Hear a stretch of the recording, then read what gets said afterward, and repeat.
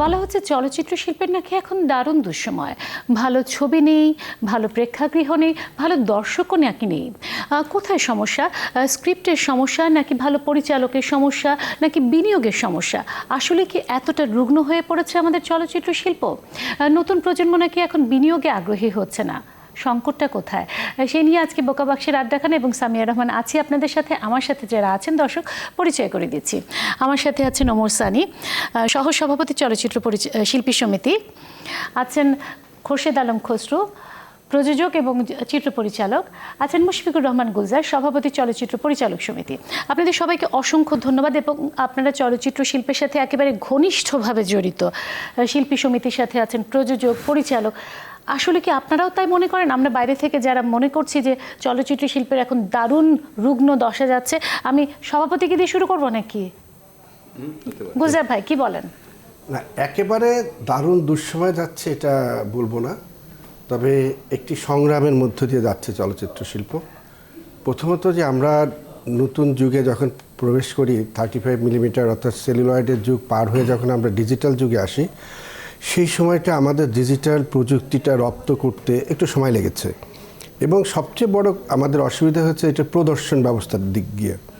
আমরা যারা চলচ্চিত্র নির্মাণ করি তারা হয়তো খুব শীঘ্রই এই প্রযুক্তিটা কম বেশি আয়ত্ত করতে পেরেছি, কিন্তু আমাদের সমস্যা হচ্ছে যে আমরা যে ডিজিটাল চলচ্চিত্রটা বানাচ্ছি, নির্মাণ করছি, সেটি প্রদর্শনের ব্যবস্থা যথাযথ না থাকা ফলে হয়েছে। আপনি সংকটটা মনে করছেন প্রেক্ষাগৃহের ক্ষেত্রে এবং প্রদর্শনের ক্ষেত্রে। আমি বলি আরও আছে, আরও দু একটা আছে। যেমন এটার মধ্যে এই আমাদের মূল উদ্দেশ্যটা কি? একজন প্রযোজক যখন বিনিয়োগ করেন তখন ওনার মূল উদ্দেশ্যই থাকে যে ওনার বিনিয়োগটা যাতে ফিরে আসে, কিন্তু আমরা সেই যে সিস্টেমের মধ্যে আছি এতে ফেরত আসার কোনো সম্ভাবনা নাই। কারণ সিনেমা হলে যে প্রজেক্টরে এখন আমাদের ডিজিটাল চলচ্চিত্র প্রদর্শন করা হচ্ছে তা আদৌ কোনো ডিজিটাল সিস্টেম না, এটি একটি ইলেকট্রনিক প্রজেক্টর, যাতে একটা নর্মালে আমরা 2K-তে 4K-তে সিনেমা বানাচ্ছি, অথচ ওইখানে এই যে MP4-এ চালাই দিচ্ছে। সেটা কি হচ্ছে? কোয়ালিটি হচ্ছে না, সাউন্ড হচ্ছে না, সেটির পর্দায় দেখা যাচ্ছে না। তো এতে হচ্ছে যে চলচ্চিত্র সম্পর্কে মানুষের ভুল ধারণা তৈরি হচ্ছে যে আমাদের দেশে ভালো কোয়ালিটির সিনেমা হচ্ছে না। এবং আরেকটা ব্যাপার হচ্ছে যে পরিবেশনের ব্যবস্থাটা, যেটা নিয়ে আমরা অনেক ফাইট করছি।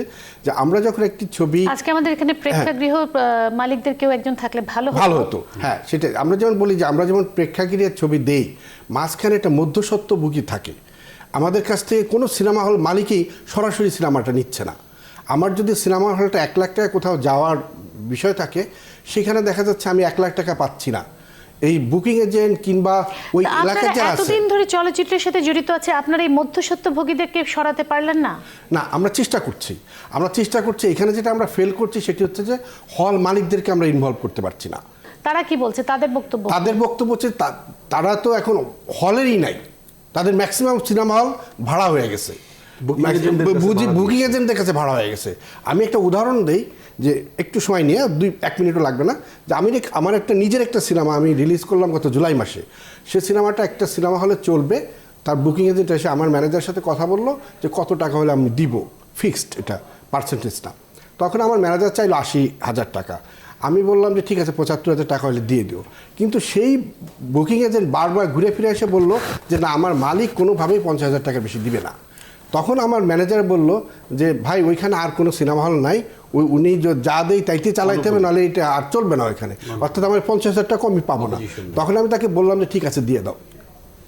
সে 50,000 টাকা আমার এখানে বুকিং করে সে 7,000 টাকা নিল কমিশন, জোর করে এক প্রকার। এটা 5,000 টাকা নেয়, সেটা 2,000 টাকার বেশি নিল। এখন ব্যাপারটা হচ্ছে সে আমার রুম থেকে বের হয়ে গিয়ে করিডোরে গিয়ে সে ফোন করছে তার মালিককে যে স্যার, এরকম তো আপনি মন জানে না মনের ঠিকানা চাইছিলেন, ওরা তো 80,000 টাকার নিচে কোনোভাবেই দিবে না, আমি বলে 75,000 টাকায় করছি বুকিং। তাহলে তো আপনাদের চোখের সামনে স্পষ্ট যে মধ্যস্বত্বভোগীদের এই দালালিটা, তাদেরকে আপনারা কেন হল মালিকদের সাথে সরাসরি কমিউনিকেশনের চেষ্টা করছেন না? একটা চেন হইয়া এটি এমন একটা জায়গায় করছে যে হল মালিকদেরকে সরাই দিছে একরকম। যে কারণে আমরা চাচ্ছি, আমরা তথ্য মন্ত্রণালয়ের সঙ্গে মন্ত্রী মহোদয়ের সঙ্গে কথা বলছি, সচিব মহোদয়ের সঙ্গে বলছি, প্রযোজক সমিতির নেতৃবৃন্দের সঙ্গে কথা বলছি, এফডিসি এমডির সঙ্গে কথা বলছি। আমরা খুব শীঘ্রই উইদিন 1 মান্থ আমরা এই সমস্ত বাংলাদেশের সিনেমা হল মালিকদেরকে ঢাকায় আমরা একটা সম্মেলন করে ডাকবো, এবং ডাকার পরে ওনাদের কি সমস্যা আছে, আমাদের ডিস্ট্রিবিউশনে কি সমস্যা আছে, আমরা এটা নিয়ে ডিসকাস করব। আমরা সেইভাবে সরাসরি চাইব, এখনকার ডিজিটাল যুগে আমাদের মধ্যস্বত্ব দরকার নাই। ওনারা এখন আমাদের অনলাইন ব্যাংকিং আছে, আমাকে টাকা অ্যাডভান্স টাকা ওনারা ওখান থেকে পাঠিয়ে দেবে, যে আমার 1 লাখ টাকা দিয়ে ছবি নেবে, আরেকজনের লোক পাঠানোর দরকার নেই তো, আমার অ্যাকাউন্টে পাঠিয়ে দিলাম, আমি অ্যাকাউন্টে চেক করে দেখলাম টাকা আসছে, আমি তাকে ছবি পাঠাবো। দুপক্ষই এই ক্ষতিগ্রস্ত হচ্ছে। প্রযোজক সমিতি কি বলে, আপনারা যখন এত টাকা লগ্নি করছেন তখন আসলে এই যে ফিরে আসছে না বা মাঝখানে মধ্যস্বত্বভোগী সব খেয়ে ফেলছে, বা প্রেক্ষাগৃহের মালিকদেরও আপনাদের ব্যাপারে যথেষ্ট অভিযোগ আছে, সেই সমস্ত প্রযোজক সমিতি কি বলছে সেসব ক্ষেত্রে? মধ্যস্বত্বভোগীরা খেয়ে ফেলছে, এটা তো গুলজার ভাই বললো। তো আমরা এর হচ্ছে প্রতিকারটা চিন্তা করছি। প্রবলেম যেটা আছে গুলজার ভাই বলছেন, এবং প্রতিকার হচ্ছে যে আমরা চাই সেন্ট্রাল সার্ভারের মাধ্যমে আমার ছবিটা প্রদর্শন হবে, এবং 100% হল ডিজিটাল হতে হবে। সেইখানে আমাদের কতগুলো সুবিধা হবে। প্রথম সুবিধা হচ্ছে যে পাইরেসি হবে না।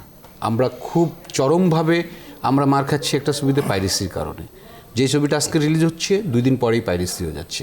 পাইরেসি হওয়ার কারণে আর ছবিটা কেউ দেখছে না, অনলাইনে ঘরে বসে বা সিডি নিয়ে বাজার থেকে কিনে ঘরে বসে দেখছে, হলে আর এসে দেখছে না। সেখান থেকে আমরা প্রথম রেহাই পাবো। তারপরে হচ্ছে যে আমরা এই যে বুকিং এজেন্ট, এই বুকিং এজেন্টের বিষয়টা থাকবে না, তখন আমাদের একদম সরাসরি আমরা হলের সাথে যোগাযোগ করে। বুকিং এজেন্টকে সরালেই কি আসলে চলচ্চিত্র শিল্পের সকল সমস্যা দূর হবে? অনেকটাই বেঁচে যাবে। সেটা হচ্ছে আপনাদের একটা অর্থ কিছুটা পাওয়ার একটা সম্ভাবনা তৈরি হবে, কিন্তু ভালো স্ক্রিপ্ট, ভালো মেকার, যে সমস্ত অভিযোগগুলো রয়েছে দর্শক যাচ্ছে না, সেই অভিযোগগুলো সমাধান হবে। সেগুলো বলি, আমি কষ্টের সাথে একটু যোগ করি, ও একটা জিনিস বলতে ভুলে যাচ্ছে, সেটি হলো যে এই সেন্ট্রাল সার্ভারের সাথে সাথে আমরা ই টিকিটিং এর দাবিটা করছি। সেটা আসছিলাম, আমি বলছি যে আমাদের দেখেন ই টিকিটিংটা খুব দরকার। ই টিকিটিংটা আমরা হচ্ছে হলের সেল জানার জন্য, হলের বিজনেসটা দেখভাল করার জন্য আমরা রিপ্রেজেন্টেটিভ পাঠাই, আমরা তাদেরকে, আমাদের বেতনভুক্ত রিপ্রেজেন্টেটিভ। একটি হলে 1 লাখ টাকা সেল হলো একদিনে, ও সেখান থেকে বলছে যে 50,000 টাকা সেল হচ্ছে। সেখানে সেখানেও সে প্যাক্ট হয়ে, লোকাল হল মালিকের সাথে প্যাক্ট হয়ে সে সেখানে আমাদের সেলটা কাটিল করছে। তাহলে কি হবে, আমরা এই সেন্ট্রাল সার্ভার হলে পরে সেইটা আমরা টিকিটিং, অনলাইন টিকিটিং, এবং আমরা ওই সার্ভারের ওইখানে বসে আমরা হলে দেখতে পারবো কতগুলো দর্শক হলে ঢুকেছে, কতগুলো সিট খালি আছে। কি মনে হয় প্রেক্ষাগৃহের মালিকরা কি এটি চাইছেন না? যে প্রেক্ষাগৃহের মালিকটা অ্যাকচুয়ালি আমাদের সাথে ওনাদের এখনো ওইভাবে বসাবসি হয়নি, তবে আমার মনে হয় চাইবে। এই সমস্যা তো আপনাদের বাঁচানোর জন্য আমার মনে হয় চাইবে। আপনাদের অনেক দিনের, তাহলে এই সমস্যার ব্যাপারে এতদিন কেন আপনারা ইনিশিয়েটিভ নেননি? হ্যাঁ, আমরা সেটাই এতদিন নেইনি, বাট আমরা ছিল যে আমরা 35 থেকে কেবল আমরা ডিজিটালে ঢুকছি। তো ডিজিটালে ঢোকার কারণে এখানে অনেক আমাদের আমরা এর মধ্যে ডিজিটালে ঢুকে আর একটা প্রবলেমে পড়েছি। সেটা হচ্ছে যে একজন বেসরকারি একটা সংস্থা, তারা এই প্রজেক্টের মেশিনগুলো হলে হলে লাগিয়ে এখন আমাদের পুরো ইন্ডাস্ট্রিটাকেই সে পুরো দখলে নিয়েছে, একদম মনোপলি করে ফেলছে, একদম আমরা জিম্মি এক প্রকারের। সেটা হচ্ছে যে জাজ মাল্টিমিডিয়া। আচ্ছা, তো আমরা জিম্মি হয়ে গেছি তার কাছে। কিভাবে হয়েছি, যে আগে হলে হচ্ছে প্রজেক্টর হল আলার থাকতো, হল মালিকের থাকতো বা হলে থাকতো। এখন এই প্রজেক্টরটা একজন প্রডিউসারকে নিয়ে যেতে হচ্ছে, এবং তার জন্য তাকে ভাড়া দিতে হচ্ছে, সপ্তাহের জন্য ভাড়া দিতে হচ্ছে, আবার টিকিট যে সেল হচ্ছে সেখান থেকেও টাকা দিতে হচ্ছে, 2 দিক থেকে। প্রজেক্টরের জন্য যেটা আগে দেওয়া লাগতো না, যেটা 35-এ দেওয়া লাগতো না, এখন এটা তো হলেরই দায়িত্ব। আজকে এই এত বড় একটা স্টুডিও, আমি একবার এই প্রেক্ষাগৃহের মালিকদের সাথে কথা বলেছিলাম, তাদের বক্তব্য হচ্ছে যে এটি এত এক্সপেন্সিভ একটা মেশিন আমাদের জন্য আসলে এফোর্ড করা সম্ভব হয় না, এরকম একটা বক্তব্য তাদের কাছ থেকে শুনে। তারা আমাদের ছবির বিজনেস নিচ্ছে, শেয়ার করছে, বিজনেসের অংশ নিচ্ছে, প্রফিট নিচ্ছে। তারা বিজনেস করতে হলে তো ইনভেস্ট করতে হবে তাদেরকে, এটা বললে তো কোনো অজুহাত না। আপনি কি মনে করেন, আপনি একজন শিল্পী, আপনি একজন প্রযোজকও বটে, আপনি কি মনে করেন যে সমস্যাগুলো আসলে শুধুমাত্র দালালির কারণে, মধ্যস্বত্বভোগী দালাল বা প্রজেক্টরের সমস্যা, এটি কি চলচ্চিত্র শিল্পের মূল সমস্যা? আমাদের অভিনয়, আমাদের নির্মাণ, আমাদের স্ক্রিপ্ট, এই সমস্ত ক্ষেত্রে কোনো রকম সমস্যা নেই? না, দেখুন, আমি একটা কথা বলি, সেটা হচ্ছে যে গুলজার ভাই যে পয়েন্ট অফ ভিউতে কথা বললো তার সাথে আমি পুরোটাই একমত, এবং সাথে সাথে খসরু ভাই কিছু বিষয়ে কথা বলেছে, এইটাও আমি পুরো একমত। আমাদের প্রবলেম অনেক, কিন্তু অনেক আমরা অনেক কিছু ফেস করছি। ই টিকিটিংয়ের একটা সিস্টেম আছে, তারপর সিনেমা হলের এই যে মধ্যস্বত্বী ভোগীরা যেটা টাকাগুলি নিয়ে যাচ্ছে। আমি একটা স্পষ্ট করে একটা কথা বলতে চাই যে আমাদের দর্শক কিন্তু, আমি ধরে নিই 90 দশকের কথা বলছি, 90 দশকে যে দর্শক যে চাহিদা ছিল তার থেকে 10-20% কমেছে দর্শক চাহিদা, কিন্তু আমরা সেলটা পাচ্ছি কিন্তু 10%-এর মতো। তার মানে 70%-এর জায়গাটা কোথায় পাচ্ছে, মানে একটা কিন্তু গ্যাপ হয়ে যাচ্ছে, ড্রপ হয়ে গেছে। কিন্তু এই ড্রপটা কিন্তু কি কারণে হচ্ছে যে হয়তোবা সেল হচ্ছে, আমি হয়তোবা শব্দটা করছি, সেল হচ্ছে, এই প্রবলেম করতে করতে করতে করতে করতে করতে আমার অবধি এসে দেখা গেছে যে আমার টাকারই দেখা গেছে আমার কাছে আসার কথা 20,000 টাকা, ওইটা কাটেল হতে হতে হতে হতে আমার কাছে চলে আসতো 5 টাকা। তাহলে আমি তো ছবি বানিয়েছি অনেক টাকা দিয়ে, 5 টাকা দিয়ে আমি কি করব? এটা একটা প্রধান একটা কারণ। ডিজিটালের 35 থেকে ডিজিটালে যে এসে এটা একটা মানে জাম কাট করতে একটু সময় লাগবে, কিন্তু সময়টা অনেক বেশি লেগে যাচ্ছে। আরেকটা কথা বলি, সেটা হচ্ছে যে আমাদের যে গল্পের যে বিষয়টা, আমি একটু আগে গুলজার ভাইয়ের সাথে কথা বলছিলাম, খসরু ভাইয়ের সাথে কথা বলছিলাম যে এক ধরনের গল্প, কারণ আমি একটা কথা বলি, সেটা হচ্ছে আমাদের মাদ্রাজে যে আমরা যে তরকারিটা আমি খাবো, যে রান্নাটা খাবো, আমরা কিন্তু ইউজ টু না। ওদের গল্প নিয়ে অনেক কিছু করে কাট করে আমরা এখানে একটা গল্প তৈরি হচ্ছে, প্রেমের গল্প, সোশ্যাল গল্প তৈরি হচ্ছে না, বাঙালিপনার কোনো গল্প তৈরি হচ্ছে না। তার জন্য হচ্ছে কি দর্শকরা করছে রিফিউজ করছে বারবারই একই গল্পটা। ভিলেনের অথবা সমাজ যে বদলে যাচ্ছে সেই সমাজের সাথে তাল মিলিয়ে গল্প তৈরি হচ্ছে না, এবং কিছু ফেক কিছু চিন্তাধারা আমাদের ভিতরে আছে।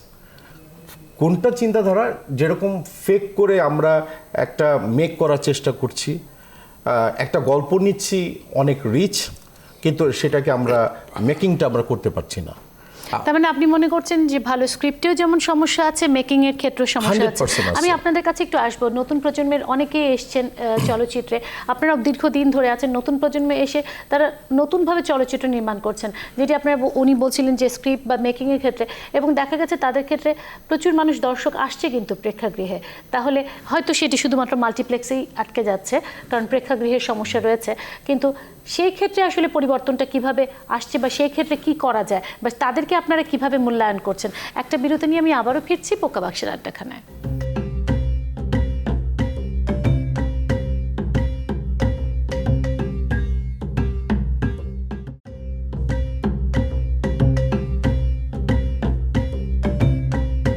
দেখছেন বোকা বাক্সের আড্ডাখানা, সামিয়া রহমান আপনাদের সাথে আছে এবং আমার সাথে আছেন চলচ্চিত্র জগতের কিছু মানুষ যারা দীর্ঘদিন ধরে চলচ্চিত্রে কাজ করছেন, কিন্তু চলচ্চিত্রের ভবিষ্যৎ নিয়ে তারাও কিছুটা শঙ্কিত। আসলে শঙ্কাটা কতখানি সিরিয়াস সেটি একটু জানতে চাই। এবং গুলজার ভাই, নতুন প্রজন্মের অনেকেই আসছেন চলচ্চিত্রে এবং দর্শকও পাচ্ছেন, তারা বলছেন যে আসলে আমাদের, যদি আমি অনেক মেকারের কথা বলি, ফারুকি থেকে শুরু করে অনেক মেকারের কথা বলি, তারা বলছেন যে আসলে আমরা সেই টিপিক্যাল ধারায় চলচ্চিত্রে অভ্যস্ত হয়ে গেছি, নতুন কিছু করতে হবে, আমাদের নিজস্ব একটা আইডেন্টিটি তৈরি করতে হবে, সেই একই রকম গদবাঁধা সিনেমা দর্শক দেখতে চায় না। তাই কি সেটাও কি একটা ধরনের সমস্যা? এটি সমস্যা অবশ্যই, তবে আমার যেটা বলার সেটা আমি বললাম যে আমাদের যারা মূলত প্রযোজক, যারা প্রফেশনাল প্রযোজক, ওনারা কিন্তু এখন ফিল্মে নাই, 2-1 ছাড়া। এই অর্থে আমি বলবো যে যখনই আমাদের ভিডিও পাইরেসি আসলো এবং এই বুকিং এজেন্টের দৌরাত্ম্য আসলো, যে এখনও দেখা যায় যে 1993 সালে একটি ছবি রিলিজ হয়েছিল, কেয়ামত থেকে কেয়ামত, সেই ছবির টাকা এখনও সিনেমা হলের কাছে পায়, অর্থাৎ সেই টাকা শোধ হয়নি, এবং সেটা ঢাকার একটা অভিজাত সিনেমা হল থেকে পায়। তো এরকম দেখা গেছে যে বহু লোকে টাকা দেয় না, বুকিং এজেন্টরা এই ম্যানেজারদের সাথে যোগ সাজস করে টাকা পরিশোধ করে না, বকেয়া রাখে মাসের পর মাস। একটা পর্যায়ে প্রযোজক আর চাই না, টাকাটা তামাদি হয়ে যায়, আমরা যেটা বাংলায় বলি।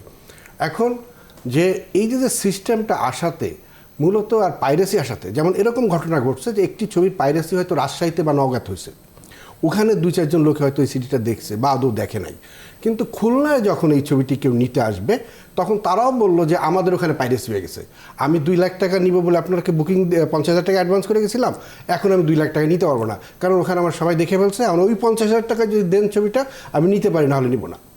তখন প্রযোজক পরিবেশক কী করলো, বাধ্য হয়ে ওই 50,000 টাকার সাথে 8 দিন দরবার করে আর 25,000 টাকা বাড়াইয়া 75,000 টাকা করলো, কিন্তু তার 1,25,000 টাকা কিন্তু সে লোকসান করলো, আদৌ কিন্তু ওইখানে পাইরেসির কপি যায় নাই। এই যেটা ব্ল্যাকমেইলিং করা, এটির বিষয়ে একসময় আমাদের রাজ্জাক সাহেব অনেক সোচ্চার ছিলেন, যেটা হচ্ছে না, তোমরা দেখো না, যেখানে পাইরেসির কথা বলছে সেখানে আদৌ কোনো পাইরেসি সিডি যায় নাই, কিন্তু ওরা এই ভয় দিয়ে ওরা প্রডিউসারদের কাছ থেকে আবার বিরাট অঙ্কের টাকা দাবি করতো। এরকম হয়েছে যে আমাদের একটা প্রডিউসার একটি সুপারহিট ছবির জন্য 50 লক্ষ টাকা পর্যন্ত ভিডিও পাইরেটরদের দিছে, ও সাক্ষী জানে, মানে ছবির বুঝে, ব্যবসা বুঝে 5 লাখ থেকে শুরু হয়ে 50 লাখ টাকা পর্যন্ত গেছে। ভিডিও পাইরেসি আপনারা মনে করছেন ডিজিটাল সিস্টেমে অনেকখানি কমে যাবে? শোনেন, এটা বলি, এইসব কারণে যারা প্রফেশনাল প্রডিউসার ছিলেন, যারা চিন্তা ভাবনা করে ছবি করতেন, একটা গান নিয়ে 10 দিন সিটিং দিতেন, একটা গল্প নিয়ে স্ক্রিপ্ট নিয়ে 2 মাস ভাবতেন, তারা সরে গেছে। ফলে এখন যারা আসছে এটা ওয়ান টাইম প্রডিউসার ম্যাক্সিমাম আসে, শখের বসে, অনেকে প্রডিউসারের নায়ক হয়ে চলে আসে, নিজেই নায়ক হতে চায়, অথবা তার বান্ধবী থাকে তাকে নায়িকা করতে চায়, এটা হচ্ছে ফ্যাক্ট। এভাবে এসে একটা গল্প দাঁড় করে ছবি করে, ওই একটা ছবি লাভ মানে 60 লাখ 70 লাখ টাকা ইনভেস্ট করলো, 5 লাখ টাকা ফেরত পাইলো কি পাইলো না, তার একটা প্রচার এলো, ওটা চলে গেল। ফলে হচ্ছে কি, চিন্তা চেতনা করে কোনো গল্প মানে হচ্ছে না, সাস্টেইনেবল ডেভেলপমেন্ট হচ্ছে না চলচ্চিত্র শিল্পে।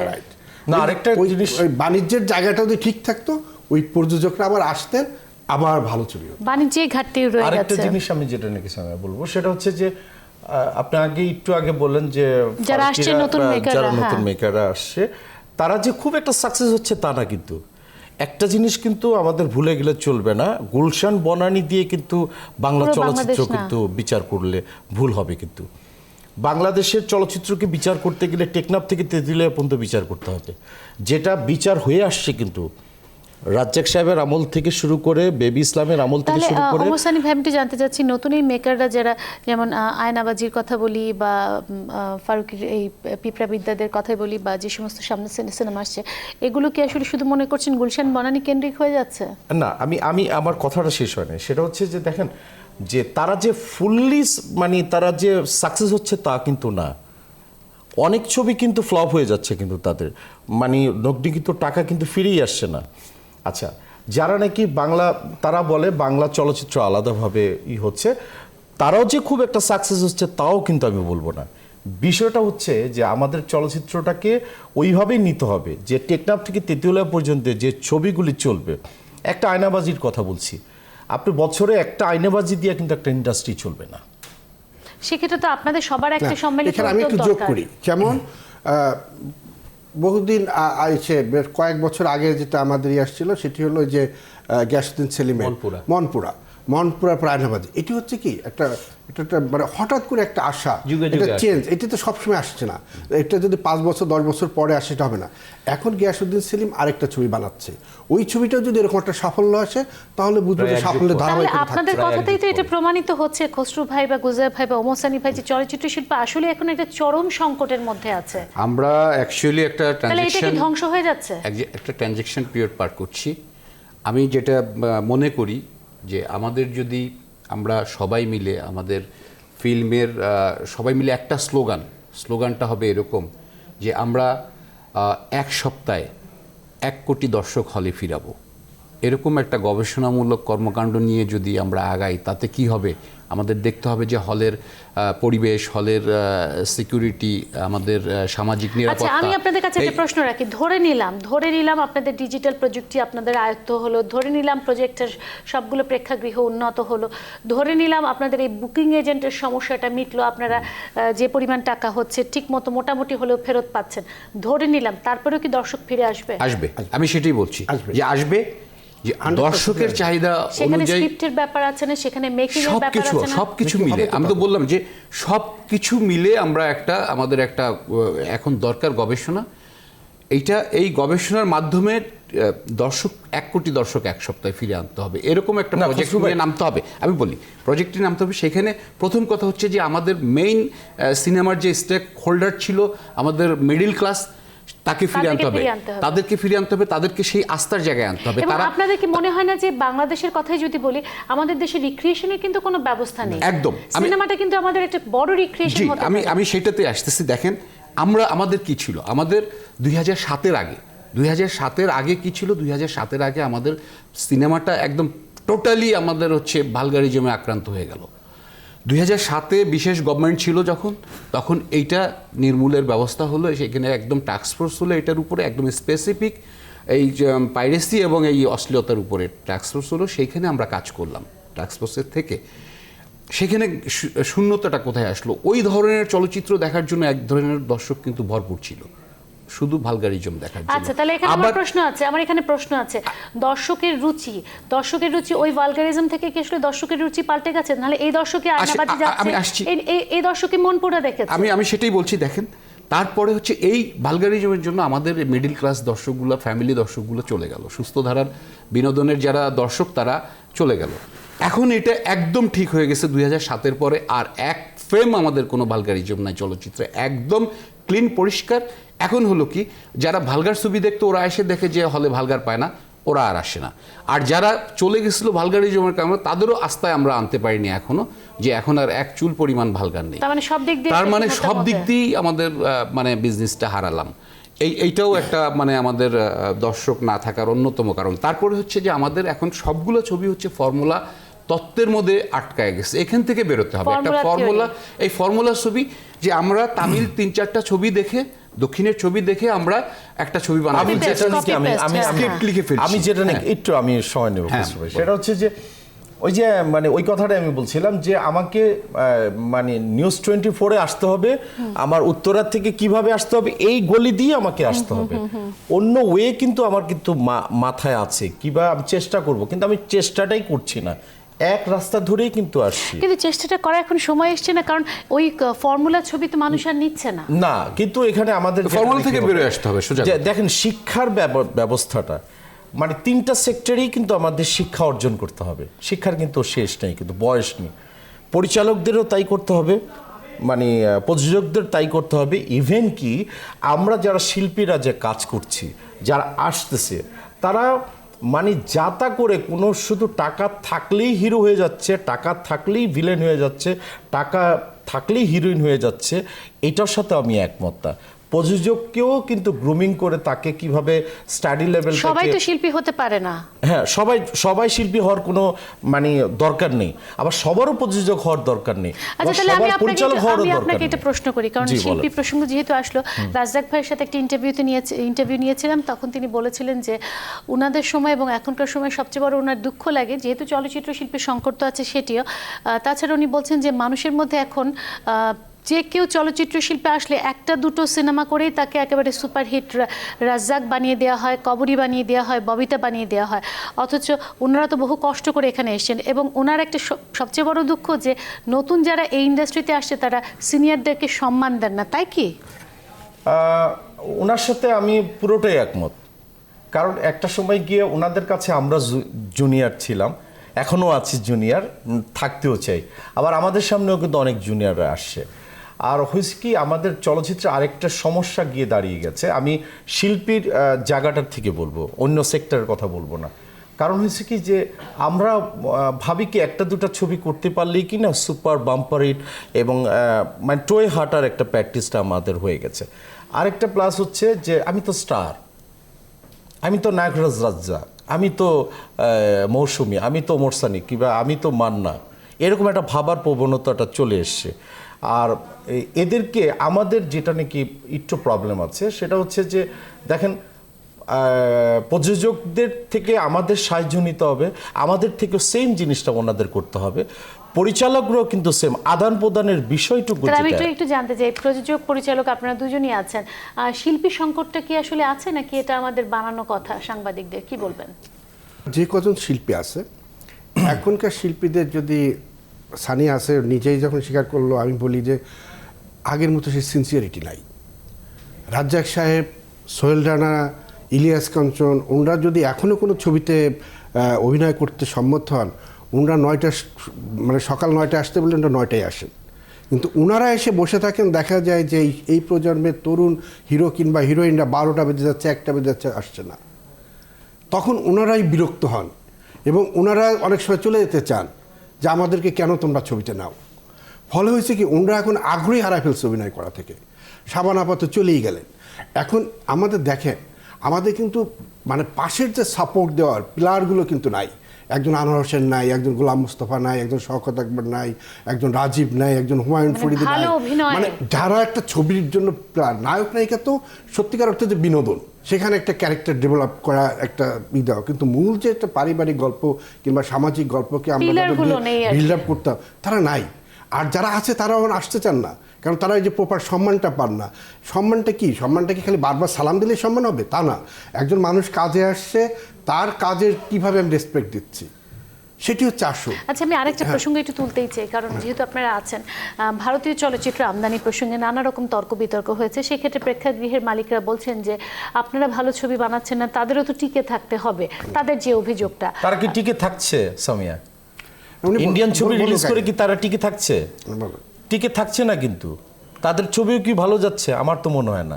দর্শক সরি, না, যদি নিম্নমানের ইন্ডিয়ান মুভি নিয়ে আসে তাহলে তো টিকে থাকবে না। আমার প্রশ্ন হচ্ছে যে গ্লোবাল ভিলেজের যুগে আসলে এটা কি করা সম্ভব কিনা, কারণ আমাদের চলচ্চিত্র শিল্পী তো আসলে মানে দেখতে দেখতে অনেক বছর পার করে ফেললো। এখন কি আসলে আমি দ্বার বন্ধ করে দিয়ে প্রমোটার এরকম সম্ভব কিনা? না, এই জায়গাটা যেটা আমাদের বক্তব্য স্পষ্ট, আমরা বলেছি যে ঠিক আছে, আমরা একটা যুগে ঢুকছি, সিনেমা হলগুলো সেই পরিবেশে যাক, সেটা দেখার মতো সেই ডিজিটালাইজ করুক। ট্রানজিশন পিরিয়ডের হ্যাঁ, মধ্যে ট্রানজিশন আছেন। পিরিয়ড যাচ্ছে, আমাদের ছবিকে সেই ডেভেলপ করার সুযোগ দেওয়া হোক। যেমন আমাদের প্রধানমন্ত্রী, মাননীয় প্রধানমন্ত্রী বহুদিন আগে সিনেমাকে শিল্প ঘোষণা করছে 2012 সালে। সেই শিল্পর কোনো রেজাল্টই আমরা পাচ্ছি না। নীতিমালা এখন পর্যন্ত হয়নি। এখন কোনো গেজেট হয় না। আমরা কেন আমরা একটা মানে পিক আওয়ারের ইলেকট্রিসিটি বিল দিয়ে আমরা সিনেমা হল চালাই, আমরা এফবিসিতে শুটিং করি, আমরা যেখানে যাই, কোনো সুযোগ আমরা যন্ত্রপাতি, ডিজিটাল যন্ত্রপাতির মানে প্রতিনিয়ত আপগ্রেড হচ্ছে। তো সেই যন্ত্রপাতি যখনই আনতে হচ্ছে 300%, 400% ট্যাক্স দিয়ে আনতে হচ্ছে। একটা ক্যামেরার দাম যদি ট্যাক্স ফ্রি হতো, শিল্পর আওতায় যদি আমি একটা ক্যামেরা আনতে পারতাম, যে ক্যামেরা আমি 1 কোটি টাকা আনতে পারতাম, সেই ক্যামেরা আমার 4 কোটি টাকা আনতে হচ্ছে, তাহলে আমরা শিল্প সুবিধাটা পেলাম কই? এই সুবিধাগুলো হোক, আমাদের ছবিকে প্রতিযোগিতা করার মতো সুযোগ দেওয়া হোক। সেই পর্যায়ে আমরা এখন অনেকে বলে উত্তম সুচিত্রার ছবি আসতো, হ্যাঁ, মোহাম্মদ আলী জিবার ছবি আসতো, তখন তো আমরা পারছি। হ্যাঁ, তখন পারছি, তখনও তাদের যে সুবিধা ছিল আমাদের সেম সুবিধা ছিল। বরং এরকম হয়েছে, শুনলেই হবে যে আমি 1992 সালে একটা ছবির অপটিক্যালে কাজ করতে গিয়েছিলাম চেন্নাইতে, প্রসাদ স্টুডিওতে। তখন যখন অপটিক্যালের আমি জিনিসপত্রগুলো তাকে দেখাইছি, তখন এই অপটিক্যালের যে ম্যান, উনি আমাকে বলছেন এটা নিয়ে আপনারা এখানে আসছেন কেন? আমি বললাম কেন, এখানে তো ভালো কাজ হয়। ভাই, আপনাদের যে মেশিন, অক্সবেরি মেশিন, ওইটা আমি এফবিসিতে সেট করে দিয়ে আসছি, আমাদের মেশিন থেকে 100% মানে বেটার কোয়ালিটির মেশিন হচ্ছে আপনাদের, তা আপনারা কেন করেন না? আমরা বললাম ভাই, আমাদের তো টেকনিশিয়ান নাই, করতে পারি না। তার মানে কি, তখনও আমাদের মেশিন ছিল ইন্ডিয়ার চেয়ে ভালো মেশিন ছিল, যে মেশিন সারা ভারতেই ছিল না। তো সেক্ষেত্রে আমরা প্রতিযোগিতা করতে পারছি। সাদা কালো যুগ ছিল, আমাদের ডিজিটাল অত্যাধুনিক যুগ ছিল না। এখন সেজন্য আমরা বলছি, ওরা যে জিনিসগুলোর সুযোগটা পায় সেটা আমাদের দিয়ে তারপর আমাদের প্রতিযোগিতা নামায় দেওয়া হোক, আমরা একটু কুণ্ঠিত। যেহেতু আমরা একটা ট্রানজিশন পিরিয়ডের মধ্যে আছি, আমরা সেই রমরমা যুগে নেই। ফিল্মে যে সময় রাজাক, ববিতা, কবরী ছিলেন, সেই সময় সেই যুগে আমরা নেই।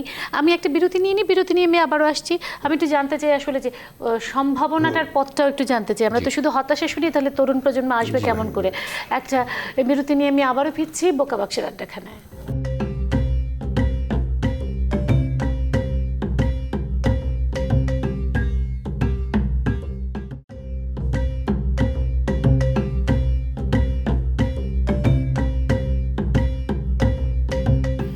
বোকা বাক্সের আড্ডাখানা, আমি সামিয়া রহমান আছি আপনাদের সাথে। আমি একটু জানতে চাইছি, আমার সময় আসলে খুব কম, আমরা একেবারে শেষ পর্যায়ে চলে এসেছি। আমরা শুধু সংকটের কথা বলছি, হতাশার কথা বলছি, তাহলে যারা চলচ্চিত্র নিয়ে যাদের প্যাশন আছে, ভালোবাসা আছে, আপনারা তো প্যাশনের জন্য আছেন, কিন্তু এটা যেহেতু ইন্ডাস্ট্রি এবং বিজনেস, অনেক টাকা লগ্নির ব্যাপার আছে, টাকাটা ফিরিয়ে আনার ব্যাপার আছে, কিন্তু যারা স্বপ্ন দেখছে তাদেরকে আসলে কিভাবে স্বপ্ন দেখাবেন? আসলে তাদেরকে একটু আমি বলি, তাদেরকে আমি যে কথাটা আগেও বললাম যে আমাদের টার্গেট হতে হবে, একটা টার্গেট নিতে হবে যে আমরা আমাদের 16 কোটি লোক আমাদের দেশে জনগণ, আমরা 1 কোটি দর্শককে হলে ফিরাবো। তার জন্য যা যা করণীয় আমাদের করতে হবে, করে টিকিট হবে 20 টাকা। 1 সপ্তাহে আমরা 20 কোটি টাকা একটা চলচ্চিত্র থেকে আমরা পাবো, আমাদের আয় হবে 20 টাকা কোথায়? একটা খুব বাজে প্রেক্ষাগৃহে 20 টাকা তো হবে, 150 টাকা এখন টিকিটের হইতে দাম। হবে, হইতে হবে এই টার্গেট আর মাল্টিপ্লেক্সে তো 250 এই টার্গেট নিয়ে 600, তখন 400 দেখবেন টাকা। যে যারা আজকে হল ভেঙে মল করেছে তারা আবার মল ভেঙে হল করবে, সেই স্বপ্ন আমি না মল ভেঙে হল করার আমি আবার কোনো তারা যুক্তি নাই। মল আমার ভেঙে কাছে আবার মনে হয় হল করবে, সেই multiplexটা স্বপ্ন কিন্তু আমি আসলে দেখি। আমাদের adapt এবং করতে হবে। এবং আপনি কলকাতার যে ইয়েটা বলছেন, আমরা ছিলাম সেদিন যেদিন সারা বিশ্ব জুড়ে এখন খসরু ভাই সারা বিশ্ব জুড়ে মাল্টিপ্লেক্স হচ্ছে, কিন্তু আমাদের সেই সিস্টেমে চলে যেতে হবে হ্যাঁ, যেখানে আমি একসাথে সবই সেই করতে মলগুলোতে পারি। তো মাল্টিপ্লেক্স নাই, আমি সেটাই বলছি যে সেই মলগুলোতে আবার হল হবে, মানে মাল্টিপ্লেক্স হোক আর হল হোক যেটাই হোক হইতে হবে। আর ইন্ডিয়ার ছবির কথা যেটা বলেছেন যে সেটা হচ্ছে যে আমরা কিছুদিন আগে ইন্ডিয়ান চেম্বার অফ কমার্সের একটি প্রতিনিধি দল আসছিল, মুকেশ ভাট, রমেশ সিপ্পি, যশরাজ ফিল্মস এবং রিলায়েন্স থেকে একটা প্রতিনিধি 8 সদস্যের, সেটা আমরা মিনিস্ট্রিতে মিটিং করেছি। আমরা বলেছি তারা এই দেশে চলচ্চিত্র ইনভেস্ট করতে এবং চলচ্চিত্র তারা এখানে প্রদর্শন করতে খুবই আগ্রহী, তারা দেখিয়েছে। আমরা বলেছি যে হ্যাঁ আমরাও আগ্রহী আপনাদের সাথে সমান্তরাল যাওয়ার জন্য, বাট আমাদের ইনফ্রাস্ট্রাকচার আমরা আগে ঠিক করি। কেবল আমরা ডিজিটালে এসেছি, আমাদের সমস্ত হলগুলো ডিজিটাল করে আমরা আমাদের ইয়ে করে আমাদের হচ্ছে সেন্ট্রাল সার্ভার করে আমরা যখনই তারপরে আমরা তাদের সাথে যেতে পারবো। হতাশার কিছু নেই, আমরা সম্ভাবনা দেখছি। 2 মিনিট আছে আমার হাতে, আচ্ছা 2 আমি মিনিটে বলবো শেষ সেটা করতে হচ্ছে যে হবে। আমি কয়েকটা সিরিয়াল ধরে আমি কিছুই করব। সেটা হচ্ছে সিনেমা হলের পরিবেশ তো 100% ভালো করতে হবে, তারপরে হচ্ছে ডিজিটালের যে সিস্টেমটা, তারপরে আমাদের এফডিসিতে যে সার্ভার যে বসাবার যে ইটিকিটিকের যে সিস্টেমগুলি, আমি হয়েছে কি যে আমাদের কিন্তু অনেক প্রবলেম, এত বেশি প্রবলেম আমাদের 1 ঘন্টা 5 ঘন্টা আলোচনা করেও কিন্তু শেষ করা যাবে না। সেগুলো আসলে ইমপ্লিমেন্টেশন করতে হবে। এবং গল্পের যে পরিবর্তনের বিষয়টা, গল্পের একটা যে বিশাল পরিবর্তন, ব্যাপার, আমি এটা একটা বিশাল রাজ্জাক আঙ্কেলের সাথে আমি একটা জায়গায় একমত। সেটা হচ্ছে আমি একদমই স্পষ্ট করে বলে দিতে চাই, যেরকম আমি কোনো কাজে লাগছি না, মৌসুমীকে কোনো কাজে লাগানো হচ্ছে না, নায়করাজ রাজ্জাককে কোনো কাজে লাগানো হচ্ছে না, আলমগীর সাহেবকে কোনো কাজে লাগানো হচ্ছে। আর্টিস্ট সংকটের কথা আপনারা বলছেন, 100% আমি কিন্তু একমত না আর্টিস্ট সংকটের ব্যাপারে। আমরা সেই নিয়ে আরেকদিন আলোচনা করব। গুলজার ভাই আপনার শেষ মন্তব্য দিবেন, আচ্ছা, আমি একেবারে শেষ সময় নেই। পর্যন্ত বলি, এখানে তরুণদের কথা হচ্ছে, শিল্পীদের কথা হচ্ছে।